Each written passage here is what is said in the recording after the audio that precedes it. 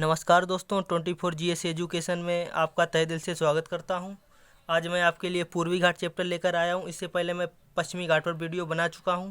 ये पूर्वी घाट वीडियो लाने का कारण सिर्फ एक ही चीज़ है कि एक बंदा है नीरज कुमार ने मेरे पास बहुत बार कमेंट किया है कि आप पूर्वी घाट पर भी वीडियो लाइए, आपने कहा था। इसलिए उन्हीं की वजह से आज ये वीडियो बनने जा रहा है और आज ही अपलोड भी हो जाएगा। तो इससे पहले हम देख रहे हैं पश्चिमी घाट के भी बारे में हम वीडियो बना चुके थे। पश्चिमी घाट के बारे में मैं एक चीज़ बताना भूल गया था, क्या कि थाल घाट, भोर घाट, पाल घाट और सेना कोटा दर्रा की ट्रिक मैं बताना भूल गया था। तो आइए उसको भी मैं बता दे रहा हूँ। उसके बाद शुरू करता हूँ पूर्वी घाट। कारण क्या है इसके पीछे ट्रिक बनाने की, कि अक्सर एग्जाम में पूछा जाता है कि थाल घाट, भोर घाट, पाल घाट और सेना कोटा, इन घाटों को क्रम बाय क्रम लगाइए। तो अक्सर कर लोग नहीं लगा पाते हैं, पाल घाट कहीं ऊपर कर देते हैं, कहीं नीचे कर देते हैं। तो आइए देखते हैं ट्रिक क्या है। सबसे पहले आता है क्या कि थाल भोपाल से कोटा, यानी कोई बंदा है थाल नाम का जो कहाँ से गया, भोपाल से कोटा गया। ये बात याद रखिएगा। थाल से हो जाएगा आपका थाल घाट। उसके बाद जो भो है, भो से क्या हो जाएगा, भोर घाट। तो याद रखिएगा, इससे हो जाएगा भोर घाट। उसके बाद आता है पाल, पाल से हो जाएगा आपका पाल घाट। और जो कोटा है, कोटा से क्या हो जाएगा, सेना कोटा। तो याद रखिएगा, कोटा से हो जाएगा सेना कोटा। तो आप आसानी से याद कर सकते हैं। तो चलिए अब हम पूर्वी घाट की तरफ बढ़ते हैं। तो देखते हैं क्या क्वेश्चन बनते हैं पूर्वी घाट से। तो सबसे पहले देखते हैं पूर्वी घाट का विस्तार कहाँ से कहाँ तक फैला हुआ है। जो पूर्वी घाट है आपका दोस्तों, वो कहाँ से कहाँ तक फैला हुआ है। पूर्वी घाट आपका उड़ीसा से लेकर के तमिलनाडु के तट तक फैला हुआ है। कहाँ से, उड़ीसा से लेकर के तमिलनाडु के तट तक फैला हुआ है। अभी हाल ही में किसी एग्जाम में पूछा गया था, उसमें पूछा गया था कि उड़ीसा से लेकर तमिलनाडु तक का जो पूर्वी घाट है कितने किलोमीटर में विस्तार है इसका। तो याद रखना 1300 किलोमीटर में विस्तार है किसका, पूर्वी घाट का, जो कहाँ से कहाँ तक, उड़ीसा से लेकर के तमिलनाडु तक फैला हुआ है। अगर इसकी औसत ऊंचाई पूछी जाए तो याद रखना औसत ऊंचाई इसकी कितनी है, 615 मीटर होगी। याद रखना यहाँ पर मीटर होगा, 615 मीटर होगी इसकी औसत ऊंचाई। अगर इसका उत्तर में विस्तार पूछा जाए तो याद रखना इसका उत्तर में विस्तार कितना है, 190 किलोमीटर चौड़ा है, किधर, उत्तर में।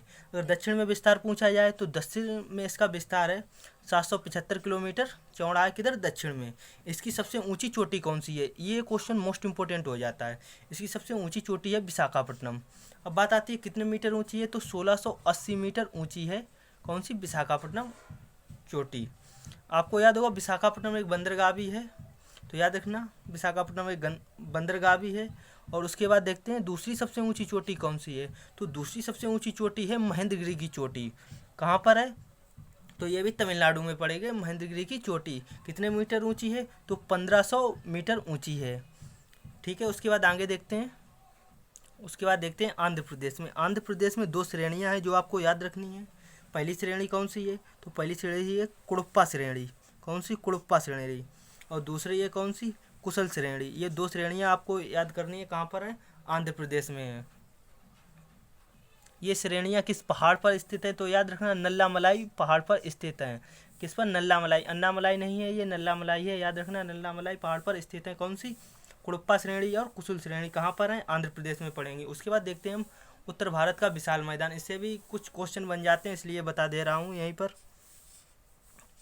उत्तर भारत का विशाल मैदान कहते किसको हैं, तो सबसे बड़ी बात जो सिंधु है, गंगा है, ब्रह्मपुत्र का जो बीच का मैदान है उसको क्या कहते हैं, उत्तर भारत का विशाल मैदान। ये कितने किलोमीटर में इसका क्षेत्रफल है, तो याद रखना जो 3200 किलोमीटर में ये फैला हुआ है। तो इसकी लंबाई हो जाएगी 3200 किलोमीटर और इसकी चौड़ाई पूछी जाए तो 300 किलोमीटर चौड़ा है। तो याद रखना उत्तर भारत का विशाल मैदान कितने किलोमीटर में फैला हुआ है, तो 3200 किलोमीटर में फैला हुआ है। और चौड़ाई पूछी जाए तो 300 किलोमीटर। अब बात आती है दो नदियों के बीच के क्षेत्र को क्या कहते हैं। ये काफ़ी बार क्वेश्चन पूछा जा चुका है कि दो नदियों के बीच के क्षेत्र को क्या कहते हैं, तो दो नदियों के बीच के क्षेत्र को दोआब कहते हैं। उसके बाद आता है भामर। भामर क्या है, तो भामर याद रखना, भामर एक होता क्या है कि कंकड़ पत्थर वाला वह क्षेत्र जहाँ पर नदी विलुप्त हो जाती है। वो क्षेत्र जहाँ पर नदी जाकर के कंकड़ पत्थर वाला क्षेत्र जहाँ से धीमे धीमे नदी विलुप्त हो जाती है उसको क्या कहते हैं, भामर। तो याद रखना नदी का पानी कंकड़ पत्थर से फंसकर जहाँ पर विलुप्त हो जाए उसको कहते हैं भामर क्षेत्र। और तराई क्षेत्र, तराई क्षेत्र क्या होता है, तराई क्षेत्र वो होता है जहाँ से वर्षा के कारण नदियाँ पुनः आ जाती हैं।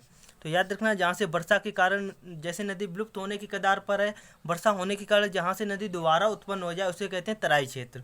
तो याद रखना, और तराई क्षेत्र में कौन सी मिट्टी पाई जाती है, तो जलोढ़ मिट्टी पाई जाती है, जो कि कितने परसेंट है, 24%। इसमें भी दो प्रकार की मिट्टी होती है, कौन सी, एक होती है बांगर मिट्टी जो कि पुरानी जलोढ़ मिट्टी होती है, और दूसरी होती है खादर मिट्टी जो कि नई जलोढ़ मिट्टी होती है। उसके बाद देखते हैं पश्चिमी घाट और पूर्वी घाट से मिलकर कुछ क्वेश्चन और बनते हैं उसके बारे में। तो क्या क्वेश्चन बनते हैं पश्चिमी घाट और पूर्वी घाट से मिलकर, तो जो कोकर तट है, कन्नड़ तट है या मालाबार तट है, इनसे क्वेश्चन बनते हैं काफ़ी। या फिर जो तटवर्ती मैदान है, किधर का, पूर्वी घाट का तटवर्ती मैदान है, जिसको किस किस नाम से जाना जाता है, इससे भी काफ़ी बार क्वेश्चन बनते हैं। उसके बाद देखते हैं तटों से काफ़ी क्वेश्चन पूछे जाते हैं कि कोकर तट किन किन राज्यों के बीच में स्थित है। तो याद रखना, जो गुजरात और गोवा के बीच में स्थित है तट, उसे क्या कहते हैं, तो उसे कहते हैं कोकर तट। उसके बाद बात आती है गोवा और कर्नाटक के बीच में कौन सा तट स्थित है, तो वो है कन्नड़ तट। तो याद रखना, कन्नड़ तट किन किन राज्यों के बीच में स्थित है, तो गोवा और कर्नाटक के बीच में। पहला कौन सा था, कोकर तट, सबसे ऊपर क्रम से याद कीजिएगा। कोकर तट वो किस किस राज्यों के बीच में है, गुजरात और गोवा के बीच में, यानी एक राज्य छूटा हुआ है, कौन सा, महाराष्ट्र।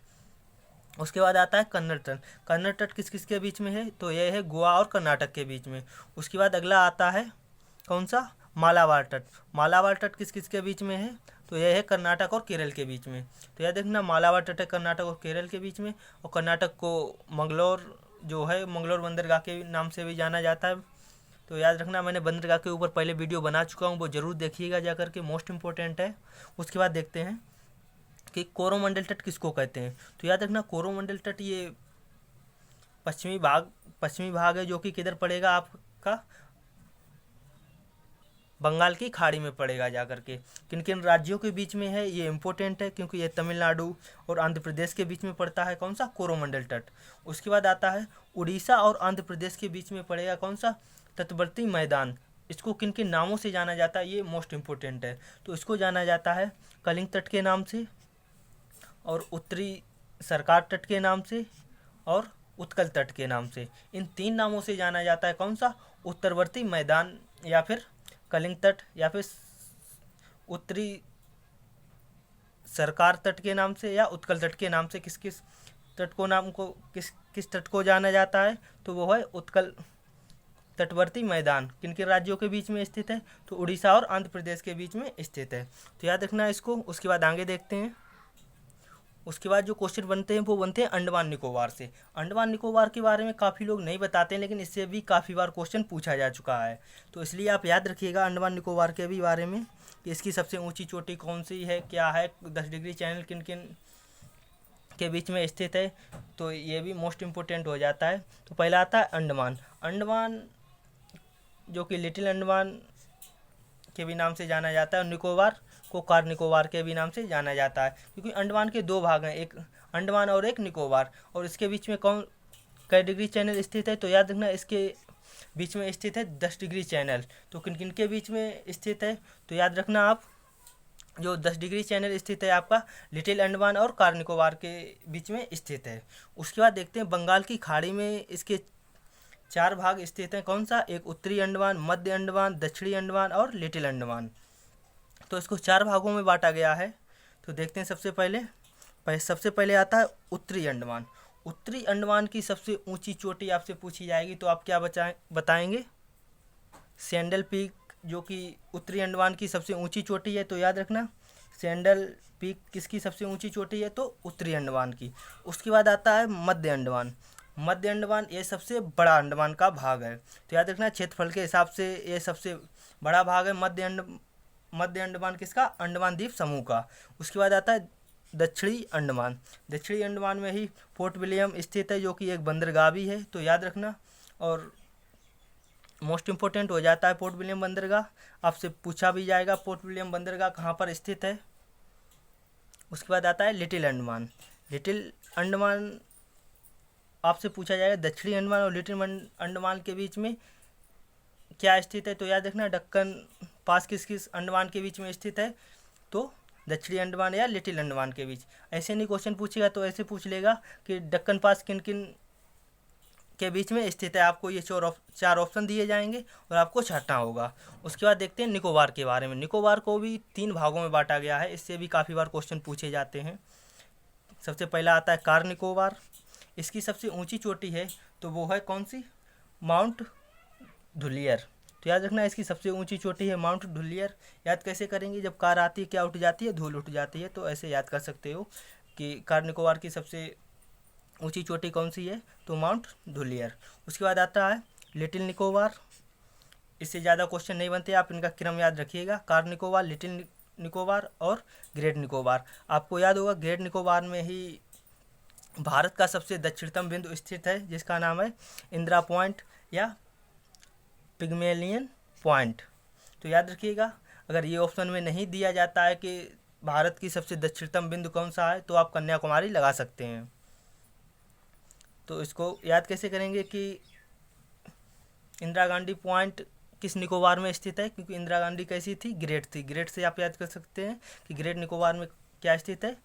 इंदिरा पॉइंट स्थित है। जो कि उत्तर में कौन सा पॉइंट स्थित है भारत के? तो वो होगा आपका कॉल। तो याद रखिएगा, उत्तर में है इंदिरा कॉल स्थित और दक्षिण में कौन सा है? इंदिरा पॉइंट स्थित है। उसके बाद देखते हैं भारत और म्यांमार के बीच में कौन सीमा बनाता है? तो भारत व म्यांमार के बीच में 2 पर्वत हैं जो सीमा बनाते हैं। सबसे पहले अराकाम योमा के द्वारा ये सीमा बनाई जाती है और दूसरा है कोको द्वीप। कोको द्वीप और अराकाम योमा के द्वारा सीमा बनाई जाती है भारत और म्यांमार के बीच में। तो याद रखना, भारत और म्यांमार के बीच में कौन सीमा बनाता है? अराकाम नोमा पहाड़ी है जो सीमा बनाती है और एक द्वीप है कौन सा? कोको द्वीप। उसके बाद बात आती है अंडमान निकोबार के उत्तर में कौन सा द्वीप स्थित है? ये अभी हाल ही में क्वेश्चन पूछा जा चुका है। अभी तो फिलहाल कोरोना चल रहा है, कोई परीक्षा ही नहीं हुई है, लगभग 1 साल पहले पूछा गया था। तो याद रखना, लेडकोल द्वीप कहाँ स्थित है? तो अंडमान निकोबार के उत्तर में स्थित है कौन सा? लेडकोल द्वीप। उसके बाद बात आती है अरब सागर की। अरब सागर के बारे में देख ले रहे हैं कि इसमें लक्षद्वीप वगैरह स्थित है, इससे क्वेश्चन बनते रहते हैं। तो सबसे पहले देख ले रहे हैं अरब सागर के बारे में। इसमें क्या स्थित है? आपको याद है लक्षद्वीप। लक्षद्वीप की राजधानी क्या है? तो आपको याद होना चाहिए कि कावारती लक्षद्वीप की राजधानी है। इसकी सबसे बड़ा द्वीप अगर आपसे पूछा जाए तो आप क्या बताएंगे? इसका सबसे बड़ा द्वीप समूह कौन सा है? याद रखना, इसके पीछे द्वीप के पीछे द्वीप समूह शब्द लगा है, तो याद रखिएगा इसको।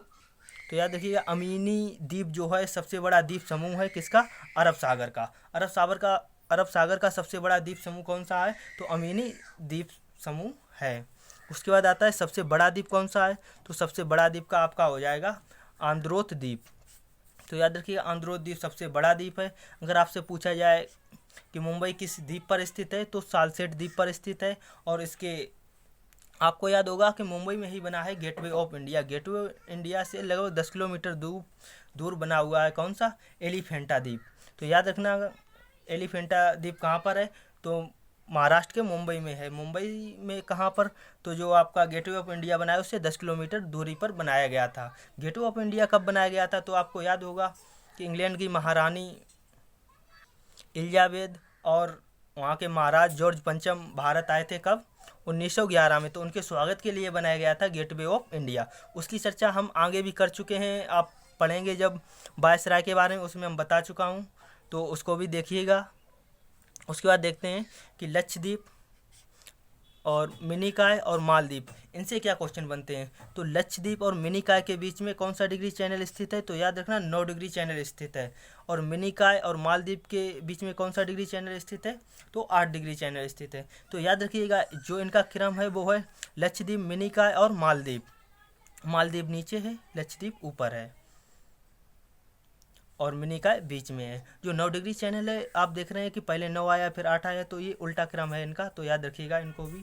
उसके बाद जो क्वेश्चन बनते हैं आपके, वो बनते हैं भारत और श्रीलंका के बीच में कौन कौन सा क्या स्थित है, किससे क्या क्वेश्चन बनते हैं, कौन जोड़ता है। तो इससे काफ़ी बार क्वेश्चन पूछे गए हैं और लोग गड़बड़ भी करके आते हैं, तो आप याद रखिएगा। तो सबसे पहले देखे ले रहे हैं, भारत व बांग्लादेश के बीच में किस द्वीप का विवाद है? तो भारत व बांग्लादेश के बीच में एक द्वीप है जिसका नाम है न्यूमोर द्वीप।